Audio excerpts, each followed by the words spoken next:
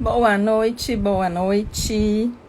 Vamos começando essa live. Hoje a gente vai falar de um tema que eu amo, que é sem raízes não há asa para voar. É uma frase do Hellinger que define muito a abordagem sistêmica e como ela acontece naturalmente, né? Então, a gente tem as 3 leis. Eu tô procurando uma coisa aqui, gente. Ó, pra você ver. A gambiarra, ela não tem limite, né? Olha pra você ver, o celular tá caído. Eu vou botar isso aqui pra ver se vai dar certo. Vamos ver se vai dar certo. Não vai, deixa eu ver. Melhorou. Né? Tayane, boa noite. Maria Luísa. Deixa eu ver aqui, ó. Ah, agora sim. Tá vendo? É a gambiarra, não tem limites. Ela não tem, mas ficou bom aí. Ficou bom, fiquei centralizada, tá tudo certo. Então, eu vou falar um pouquinho sobre a abordagem sistêmica, sobre as leis sistêmicas e sobre essa frase do Hellinger que vai definir esse fluxo que a gente vai fazer na nossa vida, esse percurso, né? Que a gente faz um percurso entre as leis sistêmicas, né? Então, para a gente começar, quando o Hellinger fala assim, ó, sem raízes não há asas para voar. O que ele está dizendo?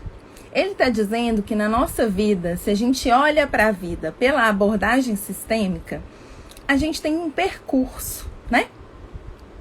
A gente tem um caminho a percorrer, que começa lá na gestação, né? Na fecundação, na gestação, na gravidez, né? Depois no nascimento, a primeira infância, a adolescência, até a gente chegar na vida adulta e ir para o mundo, né? Então, esse percurso que ele diz, começa lá nas nossas raízes, né? Voar. Ixi, Maria, deixa eu ver se aqui está dando certo. Acho que tá, hein? Vamos ver. Vocês estão me vendo direitinho, gente? Me ouvindo bem? Vamos ver. Será que estão? Então, essa frase dele vai resumir esse percurso que a gente faz durante a vida, na perspectiva sistêmica. Então, a gente vai olhar para o desenvolvimento da nossa vida nessa perspectiva sistêmica. Como é que a abordagem sistêmica olha para o nosso desenvolvimento enquanto pessoa, né? Dentro dessa relação familiar. No sistema familiar, a gente tem um desenvolvimento também, né? Então, onde que a gente começa? A gente começa pelo pertencimento. É a primeira lei que a gente vai observar. Qual que é a necessidade básica de todos nós seres humanos? Nós temos uma necessidade básica. Boa noite, Daniela.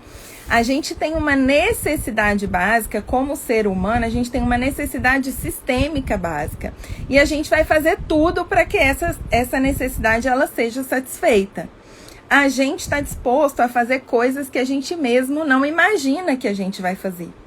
Para que isso seja para que essa necessidade seja satisfeita. Para que a gente consiga atender a essa lei sistêmica, né? Então, qual que é a necessidade básica de todos nós, de cada um de nós seres humanos? Se a gente for pensar, né, nos homens das antiguidades, né? Eles viviam em grupos, né? Viviam em bandos. Estão sempre assim, né? Se a gente vai olhar a história, eles estão sempre agrupados. Grupos menores e grupos maiores, como, por exemplo, aldeias, vilas, vilarejos, né? Então, tem sempre esse agrupamento. Por que esse agrupamento era importante? Porque naquela época, se as pessoas quisessem sobreviver, né? E aí a gente está falando de uma questão de vida ou morte, né? Se a pessoa quisesse permanecer viva, ela tinha que estar num grupo. Porque sozinha ela não conseguia sobreviver. Sozinha ela não conseguia ficar em segurança. Sozinha ela não conseguia ter suas necessidades básicas, assim, alimentares mesmo, de proteção da natureza, do frio, do calor, satisfeitas. Então, as pessoas viviam em bandos e em grupos porque era uma estratégia de sobrevivência. Ou a pessoa vivia em um bando, em um grupo, ou ela não conseguia sobreviver. Porque ela não tinha segurança, podia ser atacada por animais, podia ser não aguentar a temperatura, ou calor demais, ou frio demais. Então as pessoas viviam em bandos para poder sobreviver, para poder ficar viva. E com isso, a gente cresceu, né, com essa necessidade intrínseca na gente. A gente tem essa necessidade de pertencer. Pra gente, apesar da gente não ter mais, né, essa condição como estratégia de sobrevivência, se a gente não pertence a algum grupo, se a gente não faz parte de algum grupo, não quer dizer que a gente não vá sobreviver, né? Hoje, com os recursos que a gente tem, a gente pode viver mais isolados, mas internamente, estar em grupo, pertencer a algum grupo, faz com que a gente se sinta protegido, com que a gente se sinta seguro e que a gente tenha certeza que a gente vai permanecer vivo. Então, pra gente, isso é uma necessidade básica, porque internamente algo move a gente a fazer parte de alguma coisa. E quando a gente chega nessa vida, né, o primeiro papel que a gente ocupa é o papel de filho, né? A gente nasce de um pai e de uma mãe sendo filho. Então, quando a gente ocupa esse primeiro papel de filho, isso mostra pra gente, isso vai desencadear na gente essa necessidade de pertencer, de fazer parte. Então, essa necessidade básica que a gente tem de pertencer, de fazer parte, ela vai começar quando a gente nasce como filho. E aí você pode me perguntar, né? Então, nasceu como filho naquela família, e se não continua naquela família? E se vai para outra família, como é que fica? Essa é uma pergunta muito comum, né? E aí a gente precisa pensar que geneticamente, né, a gente nasce de uma mãe e de um pai. E isso é um fato, né? A gente pode ser cuidado por outras pessoas, a gente pode ser alimentado, a gente pode ser protegido por outras pessoas. Mas existe esse fato de que a gente nasce dessa mãe e desse pai, com esse material genético que se encontrou e se transformou na gente, né? Com essa mágica que acontece que a gente não sabe. Com isso, né? O fato da gente ser constituído pelo encontro dessas duas células cria um vínculo. E esse vínculo, aquele sistema familiar, esse vínculo do filho com o pai e a mãe, né? Pode acontecer um tanto de coisa, mas esse vínculo continua existindo. Pode ser outra mãe, pode ser outro pai, pode ser adotado, pode ser... O vínculo, nada muda isso, né? Ninguém muda o fato de que você é filho do seu pai e da sua mãe. Geneticamente lá foi seu pai e sua mãe que juntaram lá, ó, misturinha lá, deu você. E isso é um fato, nada muda isso, nada. Então esse vínculo que a gente nasce, né, quando a gente estreia na vida e a gente nasce como filho, boa noite, Isabela. Quando a gente estreia na vida e a gente nasce como filho, a gente está vinculado a um sistema familiar. Então, nasceu, né? Foi fecundado, gestou, nasceu, vinculou naquela família, né? Na verdade, nem precisa nascer. Quando está em gestação, já vinculou, né? Já existe ali uma pessoa que pertence. E esse vínculo, ele tem um ponto que é muito simples e, ao mesmo tempo, muito complexo. Porque esse vínculo, ele independe da sua vontade. Você fala assim, Thalita, mas eu não quero ser mais filho daquela mãe, porque ela me largou, me abandonou e não quer saber de mim, então eu não quero mais ser filho dela. Você pode querer um tanto de coisa, né? Querendo, não querendo, concordando, não concordando, isso é um fato. Nada vai mudar isso, né? Você é filho, filha daquela mãe e daquele pai. Isso é um fato. O fato de você ter nascido já te vincula. O fato de você ter sido gerado e formado já te vincula. Então, isso independe da sua vontade. Independe do seu querer ou não querer. E isso é muito simples, né? Quando a gente escuta, fala, mas tá bom. Mas quando as pessoas vivem algo e não concordam com a realidade, isso se torna um grande problema. Porque as pessoas passam a vida inteira querendo desfazer algo que não pode ser desfeito. Esse vínculo do nosso pai e da nossa mãe, né? Essa origem que a gente tem, pode acontecer um tanto de coisa e nada muda isso. Nada. Isso é um fato. E isso independe da vontade. Isso independe de você querer, de você achar que é bom, achar que é ruim. Não interessa. É o fato. É aquele pai e aquela mãe. Independe da história, independe do que aconteceu. É fato. Então, isso, concordar com esse vínculo, fortalece o nosso pertencimento àquele sistema familiar. Ou ainda, concordar com esse vínculo valida, né, e faz com que a gente se sinta pertencente a um sistema familiar. É muito comum a gente ver na televisão histórias de pessoas que ficam procurando a família, e aí quando as pessoas encontram, às vezes no primeiro encontro a pessoa fala assim, aqui eu me sinto bem. Às vezes, né, tem às vezes um irmão, acha que ele tem um irmão e fala, nossa, eu não sabia que aqui eu me sentiria tão bem. Era isso que eu precisava. Porque esse vínculo independe da nossa vontade. Isso é uma força muito maior que o que eu quero ou não quero. Então essa é a primeira lei, que é o pertencimento. É a necessidade básica que a gente tem. Então a gente vai fazer de tudo para pertencer ao nosso sistema familiar. Posteriormente, né, a segunda lei é a lei da hierarquia, né? O que essa lei diz pra gente? Ela diz que a gente vai existir uma ordem, né? Uma ordem de chegada no sistema familiar. Então as pessoas vão chegando e de acordo com aquela ordem de chegada, as pessoas têm precedência ou não têm precedência. E o que isso quer dizer? Isso quer dizer que uma pessoa que tem precedência sobre a outra, ela chegou primeiro. E quem chega primeiro sabe mais daquele sistema, está ali há mais tempo e tem mais a oferecer do que quem chegou depois. Presta atenção nisso. Quem chegou primeiro naquele sistema está ali há mais tempo e tem mais a oferecer do que quem chegou depois. O que isso quer dizer? Que na hierarquia, os maiores, né, que são as pessoas que já estavam no sistema, que são as pessoas que chegaram antes, elas dão, né, elas oferecem, e os menores, que são as pessoas que chegaram depois, elas recebem. Não existe outra ordem de transmissão na hierarquia. Os maiores dão e os menores recebem. Ah, mas não.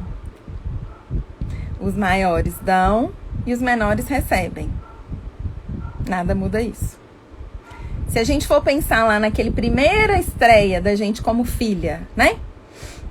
Então, se eu chego no sistema familiar como filha, o meu pai e a minha mãe já estão lá bem mais tempo que eu, né?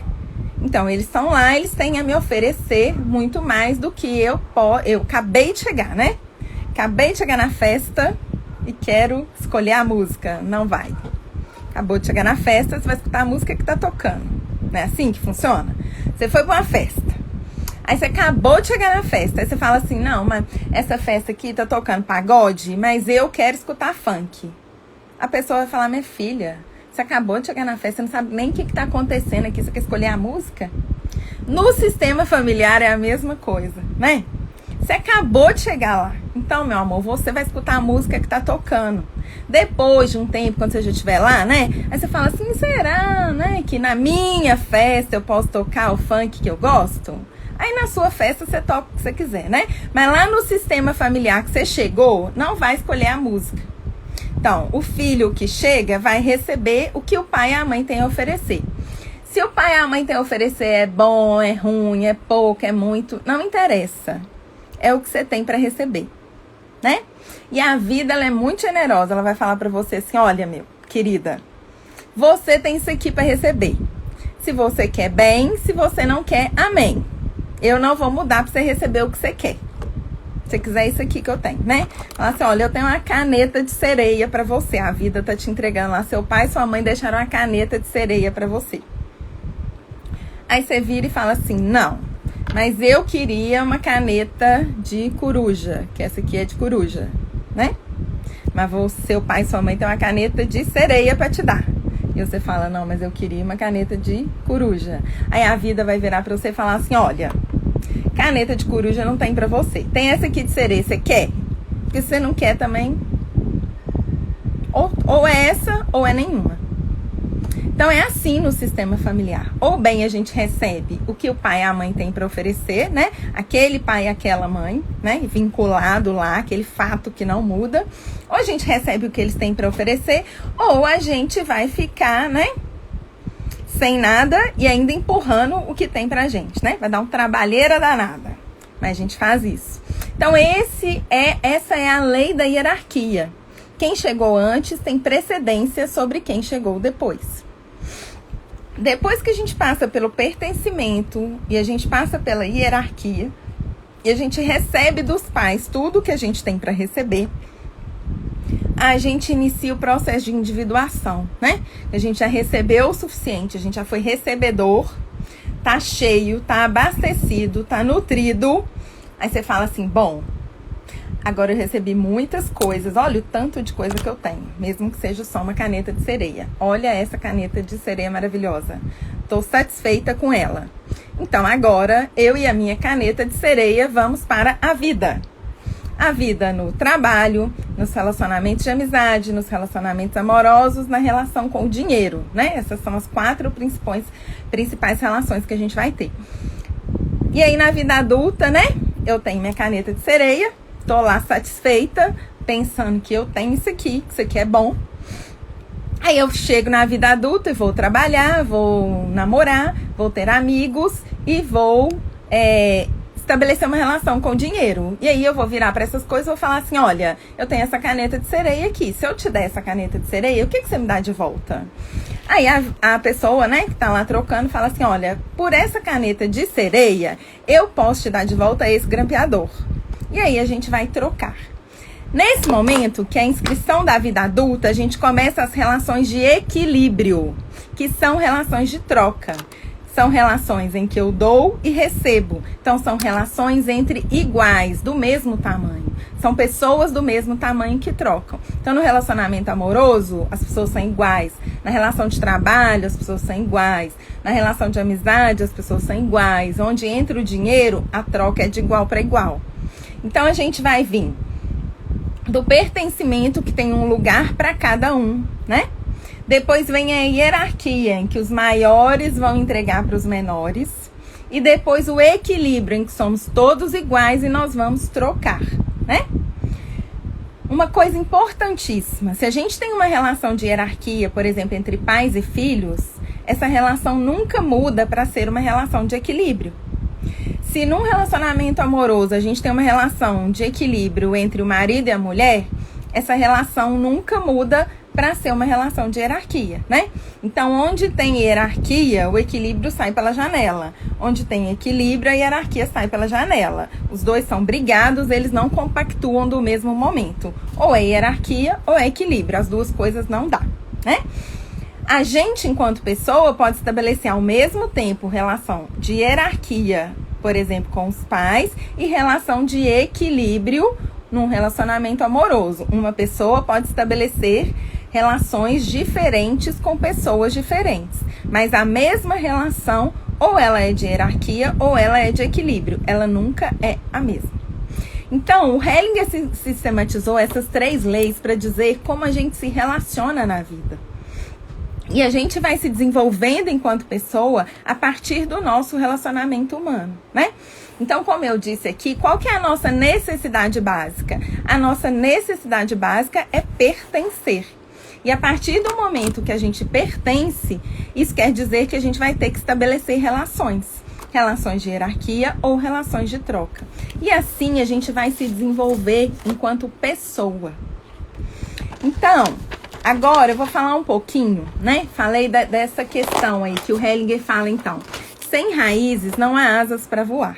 O que ele está dizendo?